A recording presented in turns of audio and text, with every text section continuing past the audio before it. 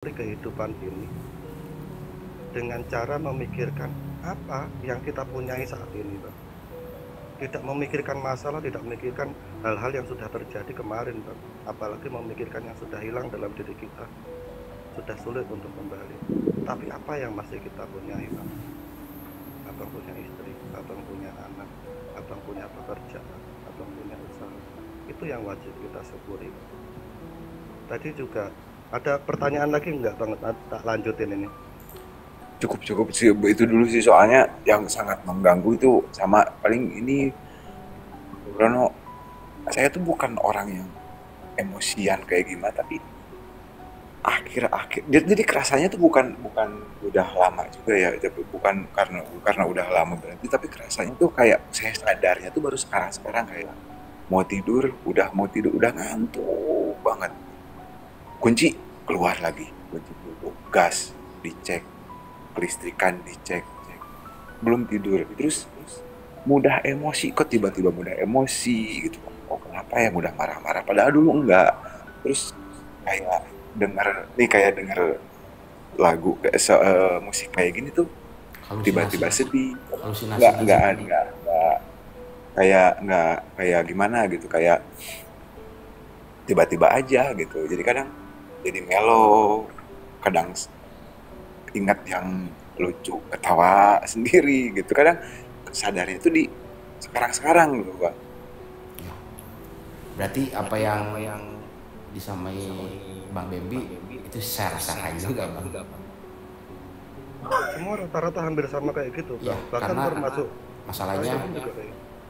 psikotropika, ya, Iya, iya, SS-nya pasti, ineknya pasti. iya, iya, Ya, jadi mungkin ya kalau kata Bang Black, ya inilah gitu lah. Itu saya rasakan, Bang. Tiba-tiba kebangun baru tidur setengah jam tuh. Air lah, kedengeran bunyi di kamar mandi. Serius, Bang, itu saya alami, Bang. Makanya terkadang saya lebih nyaman tidur siang, Bang. Setelah sholat zuhur. Kadang-kadang sampai maghrib saya tidur. Karena kalau malam itu benar-benar nggak nyaman gitu. Tapi bahayanya, Bang, bahayanya itu jadi self talk, jadi afirmasi diri kita untuk membenarkan bahwa aku sedang paranoid loh. Aku nggak nyaman loh kalau tidur malam. Aku lebih nyaman tidur pagi atau tidur siang. Itu membuat kita seakan-akan mendorong diri kita untuk membenarkan bahwa diriku ini sedang sakit loh. Jadi kita ada pemakluman terhadap sakit itu. Lama-lama kita terus menerus untuk memelihara perasaan itu, perasaan takut, perasaan khawatir, perasaan nggak bisa tidur malam, yang sebenarnya itu secara medis pun juga nggak sehat, Bang. Jadi sebisa mungkin kita sembuhkan kalau memang perilaku itu atau yang kita rasakan itu di luar orang-orang yang normal, seperti itu loh. Contoh salah satunya seperti ini, Bang. Kita kesulitan tidur di malam. Abang sering udah ngunci pintu. Kalau udah ngunci pintu sekali, oke. Terus dengerin suara air dimatikan, oke. Oke, ya udah matiin lampu, oke. Terus kita lanjut, kita menuju kamar tidur, kita tidur. Lah, ketika tidur itu, Bang, coba abang pusatkan pada keikhlasan. Ya Allah, aku udah mengunci pintu, aku udah mengunci gerbang, aku udah matiin keran, matiin listrik, ya Allah. Aku ikhlaskan apapun yang terjadi. Aku sudah berikhtiar, aku udah berusaha dengan sungguh-sungguh, udah mengantisipasi semuanya. Jadi izinkan hamba untuk tidur. Aku ikhlas dengan semuanya, apapun yang terjadi. Hari ini aku ikhlas, besok aku ikhlas. Aku tidur, ya Allah. Itu bisa tidur, Bang. Karena tidur itu bukan hanya sekedar kita capek melakukan aktivitas kita di satu hari ini terus kita capek kita tidur, belum tentu. Bahkan beberapa orang yang capek tapi dia merasakan senang itu juga sulit tidur. Orang itu capek seharian merasakan sedih juga sulit untuk tidur. Tidur itu lebih efektif, tingkat keberhasilannya ketika kita ikhlas, ketika kita merasa siap, oh aku udah siap, udah tak antisipasi semuanya, aku udah ikhlas dengan hari ini, aku tidur. Nah, dengan keikhlasan itu memudahkan kita untuk tidur, untuk melakukan aktivitas yang mungkin apa ya, kita kerja atau kita melakukan kegiatan dengan cara keikhlasan.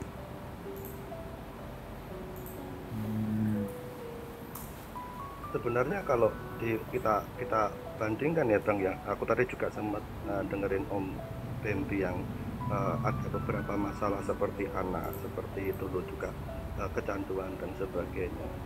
Yang aku pahami akhir-akhir ini adalah karena akhir-akhir ini aku bertemu dengan orang yang menurutku beraneka ragam tentang timeline-nya Bang, tentang timeline.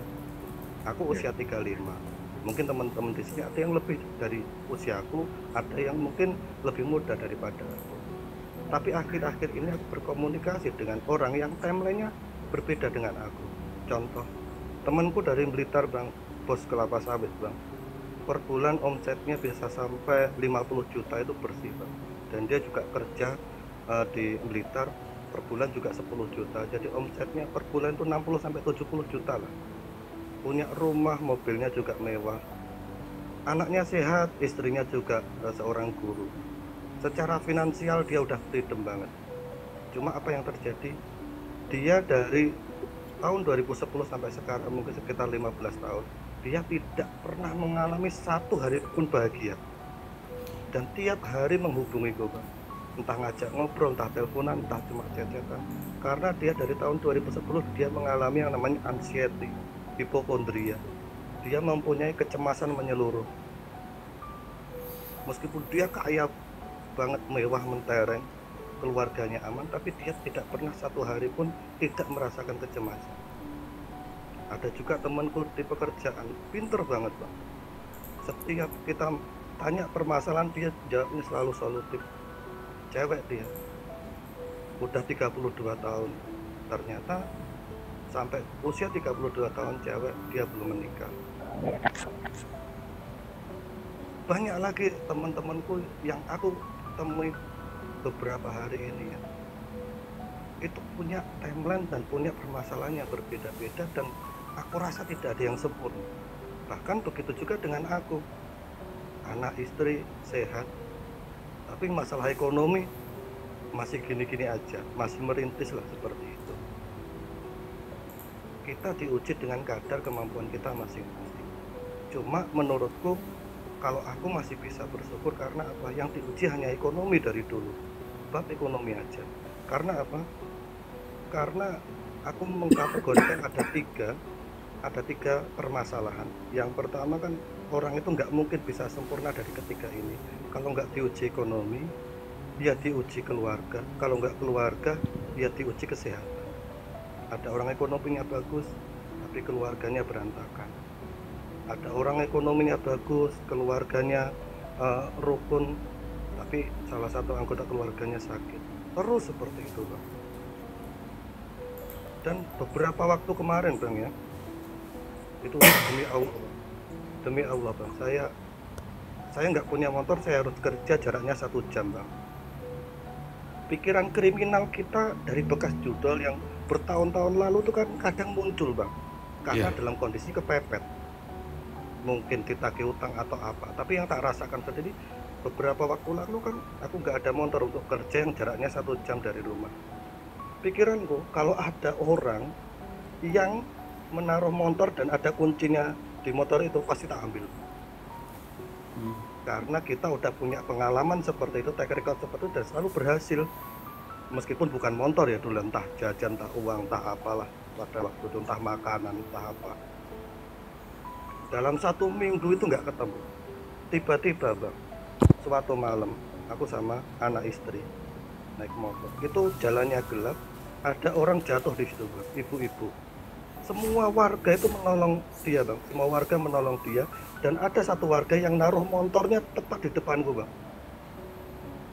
Terus kuncinya ditaruh di situ, motornya masih nyala, sama warga tadi ditinggal untuk membantuin ibu-ibu yang jatuh tadi. Aku langsung bilang sama istriku, ini motor kalau dibawa nggak mungkin ada yang tahu. 100% nggak mungkin ada yang bisa ngejar atau ada yang tahu. Tapi di situ ada anak sama istriku yang tak ajak ngomong. Coba kalau itu mungkin Bang Rizal atau Ko Bebe, ayo mungkin kayak gitu, mungkin ya, mungkin ya. Terus istriku bilang jangan gitu. Oke, tak balikin motornya. Agak lama mikir, agak nyesel juga tuh, tak balikin motornya, tak deketin sama korban yang pingsan tadi. Terus kebetulan udah siuman kan, jarak 10 menit. Nah, tak kasih kuncinya ke warga. Terus warga bilang, Mas, motornya mana? Motornya yang ini Pak, lo bilang kayak gitu. Tolong Mas dibuka joknya Mas, KTP-nya katanya di jok motor. Tak buka joknya Mas, tak ambil dompetnya, itu tak kasih ke warga. Setelah dibuka, ratusan, mungkin jutaan ada itu di dompet itu Bang. Andai kan tak ambil motornya, udah plus uang itu hanya itu Bang. Tapi apa yang terjadi Bang? Oke, aku bahkan curhat ke teman-teman ya. Bahkan teman-teman bilang, kalau kamu jahat, jangan sejahat itulah, jangan jahatin orang yang sedang kena musibah. Oh iya ya. Terus aku pulang beberapa hari kerja nggak ada motor kayak gini. Tiba-tiba temennya istri nawarin motor Bang, untuk dipakai gratis. Karena temennya istri dikasih motor orang tuanya, dan temennya istri tuh udah sedewasa ini nggak bisa naik motor, suruh pakai aja. Itu baru motor Bang. Aku nggak tahu itu rezeki dari mana. Aku juga nggak, mungkin entah aku nggak jadi ngambil motor itu entah dari mana, aku nggak tahu. Tapi hal itu mendekatkanku kepada Tuhan. Karena rezeki yang baik bagiku adalah, pertama, rezeki itu lebih mendekatkan diri kita kepada Tuhan. Yang kedua, entah berapa kita dapatnya dari hasil kerja kita. Yang kedua, rezeki itu membuat kita merasa cukup Bang, entah berapapun itu. Dan yang ketiga, rezeki itu membuat kita merasa bermanfaat kepada orang lain. Itu baru motor Bang. Aku di Lombok ini tinggal di rumah neneknya istriku. Di situ karena masih nyari-nyari pekerjaan dan anakku masih kecil, masa-masa toddler, rewel, istriku juga hamil lagi, masih riwah-riwahnya. 2 minggu kita diusir Bang, karena nggak punya kerjaan. Di situ anakku rewel dan sebagainya. Merantau ke Lombok jauh-jauh, nggak ada uang juga, uangnya pas-pasan, diusir Bang. Kita diusir, kita diem aja, ya udahlah kita cari kontrakan atau apa pada waktu itu. Kebetulan kita udah pasrah, wis nggak apa-apa, dan kita nggak marah sama yang ngusir itu, kita nggak marah Bang. Kita cuma, aku pamit, aku udah dapat kerjaan di sana, kebetulan ada mesnya kayak gitu, biar dia nggak sakit hati banget. Langsung dipesenin taksi, langsung dipesenin apa, biar aku segera cepet pindah. Lah di perjalanan aku pindah, aku ketemu sama tetangganya istriku, nenek dari istriku. Di sana ditanyain karena istriku nangis, kok bawa barang banyak, perasaan baru pindah ke sini, mau kemana? Enggak kemana-mana, kita mau ke tempat kerjanya saya gitu. Enggak sampai jauh, aku dikejar Bang. Pada saat itu Bang, langsung dikasih rumah aku Bang. Karena beliau punya anak, rumahnya itu ada banyak di Lombok sini, di Jakarta, di Jogja juga punya kos-kosan, punya rumah banyak. Dikasih perumahan yang aku tempatin saat ini Bang, dan suruh makai, nggak suruh bayar Bang. Dan kalau ada rezeki harus dia direnovasi, tapi nggak suruh bayar. Dan setelah menempati rumah itu, aku dapat pekerjaan. Aku nggak tahu Bang, ini juga dari mana. Perasaan aku juga nggak baik-baik banget. Perasaan kehidupanku juga banyak salahnya. Mungkin sampai saat ini banyak salahnya. Tapi yang aku percaya adalah Tuhan Maha Baik, melebihi perkiraan kita. Itu yang aku rasain.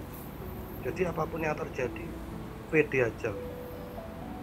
Kamu yang kita pikirkan hal buruk tentang besok belum tentu terjadi. Ko Bebe, Bang Rizal mungkin dulu punya masalah keuangan mungkin lebih besar daripada aku, puluhan atau ratusan juta lah. Yang aku tahu Bang Rizal sendiri 700 juta. Kalau Bang Rizal ditanya gimana cara ngelunasin, gimana cara survive dan bangkit dari itu, Bang Rizal nggak mungkin bisa jawab gimana caranya. Tapi ketika berproses melewati rasa sakit, mungkin ada malu, ada nyesel. Tapi setelah melewati rasa penyesalan, wes malu nggak apa-apa demi anak istri, demi keluarga, demi kehidupan sehari. Lama-lama di momen-momen itu, di detik-detik itu Bang, itu ada timbul momen keikhlasan. Wis nggak apa-apa lah, nggak apa-apa. Dan aku percaya ketika kita sudah berproses dalam kesakitan itu, ditemani hujan, ditemani air-air hujan, aku percaya salah satu dari air hujan yang mengenaiku di saat aku menderita itu adalah bentuk rezeki yang suatu saat pasti dibalas menjadi kenyataan sesuai dengan harapanku.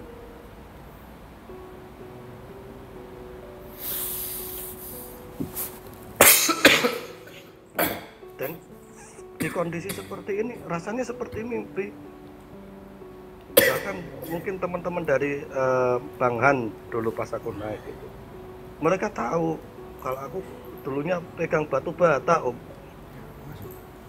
pegang batu bata, pegang cetok, pegang pasir, aku kuli Om, kuli. Padahal basicku S2 psikologi, basicku kuli, basicku S2 psikologi dan aku sampai jadi kuli.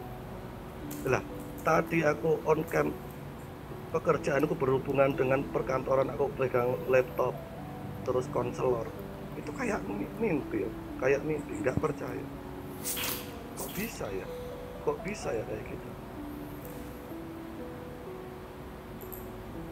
Yang aku ucapkan terima kasih terutama kepada orang-orang yang selama ini support denganku, terutama anak istriku.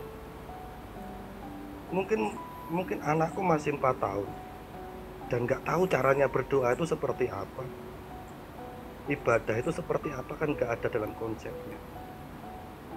Tapi ketika anakku haus, ingin beli es krim dan melihat ayahnya yang mungkin masih kotor dan itu belum selesai kerja dan mungkin nggak punya uang, disitulah letaknya Tuhan Maha Tahu. Tuhan Maha Tahu bahwa anakku sedang haus, anakku sedang membutuhkan sesuatu. Dari situlah doa tidak harus pada saat kita sembahyang, tidak harus pada saat kita beribadah. Bahkan ketika kita haus, kita menghadap ke langit aja, Tuhan Maha Tahu. Oh kamu butuh minum, oh kamu butuh rezeki dari aku. Kadang di malam seperti ini Om, yang banyak kita lakukan adalah kita di teras, rokokan, ngopi, sambil melihat pemandangan sekitar, sambil lihat langit, sambil introspeksi diri, sambil membayangkan apa yang sudah kita lalui selama ini, sambil berharap ke depan kita bisa apa. Itu nikmat. Cara menikmati hidup laki-laki hanya sesimpel itu, dan aku rasa hari ini pun dan malam detik ini pun aku lakukan seperti itu hampir tiap malam. Oh, jadi ini adalah perjalanan hidupku. Jadi masih ada kesempatan untuk lebih baik. Aku rasa teman-teman di sini, apalagi Bang Oki itu luar biasa, melejitnya, wow, 180 derajat. Yang kita tahu, Bang Oki mungkin masih ada di sini atau mendengarkan. Yang kita tahu, puasa kemarin masih muntung rokok. Apa itu? Buka puasa aja masih nunggu buka puasa di masjid, buka puasa bersama itu. Loh, sekarang udah sampai Thailand. Mana ada yang tahu jalan mana, titik mana, angin mana yang membawa kita sampai ke Thailand. Ya tadinya kita puasa aja kelaparan, kita berharap bisa makan aja dari masjid, ngekos ditagih sana sini. Ya kita tahu tiap live Bang Oki ditagih orang tiap live kayak gini loh, betapa malunya, betapa tertekannya. Cuma aku apresiasi beliau karena dalam keadaan tertekan dia nggak pernah lari, dia selalu menghadapi. Saya salut. Saya salut. Iya salut. Sampai sekarang bisa ke Thailand, kemarin baru ngambil uang berapa belas juta. Sebegitu entengnya, rokoknya bisa lepas seperti itu. Saya dampingi, benar-benar saya dampingi. Jadi tiap live ditagih, kok tenang, gue pasti bayar. Dan alhamdulillah dia buktikan. Dan tadi Bang Oki mungkin kalau saya cuma sengaja aja, Bang Sumo. Saya sengaja dari malam sekitar jam 8 kirimin duit gua dong 3 juta. Tanpa banyak ngomong, tanpa banyak nanya, dia kirim duitnya. Itu saya cuma ngetes lah. Enggak ada alasan apa-apa. Enggak ada alasan apa-apa. No debat, dia langsung kirim. Padahal demi Allah cuma ngetes segimana ini anak di saat dia pegang duit lagi. Tapi itu anak luar biasa lah, sungguh luar biasa. Karena saya yang bukan ngeberesin ya, maksudnya ngedampingin dia yang ada Bang Oka yang lagi itu. Tenang Bang Oka, kita jangan ribut di room, kita bikin di luar.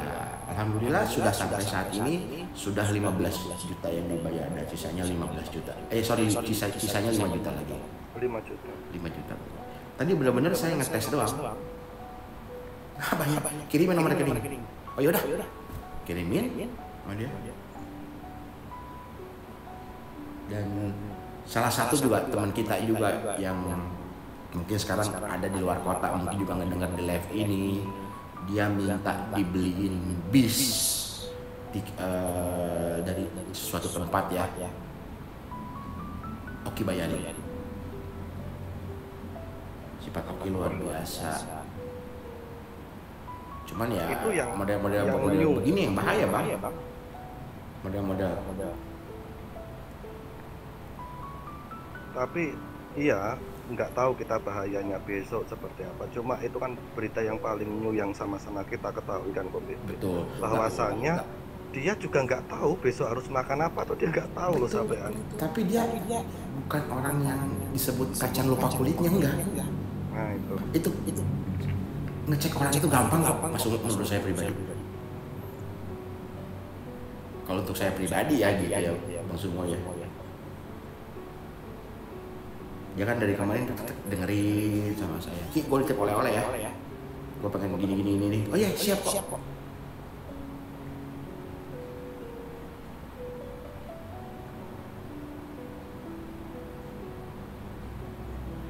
Halo, assalamualaikum. Saya sapa dulu ya, Bang Aji. Iya lanjut. Bang Aji, selamat malam. Bang Panglima, selamat malam. Mas Bram, selamat malam. Bang Aji selalu tepat, datang di waktu yang tepat. Inilah yang disebut sudah rencana Allah. Malam Jumat di waktu yang tepat, Bang Aji masuknya. Bang Aji jagoan gue. Enggak, emang kenapa dengan malam Jumat itu kenapa? Kan tadi kan belum ada Bang Aji, baru Bang Rijal doang. Oh gitu, terus? Ya. Dari tadi juga saya nyariin kemana, saya bilang Bang Aji. Enggak, poinnya apa? Enggak, malam Jumat bilang malam Jumat doang.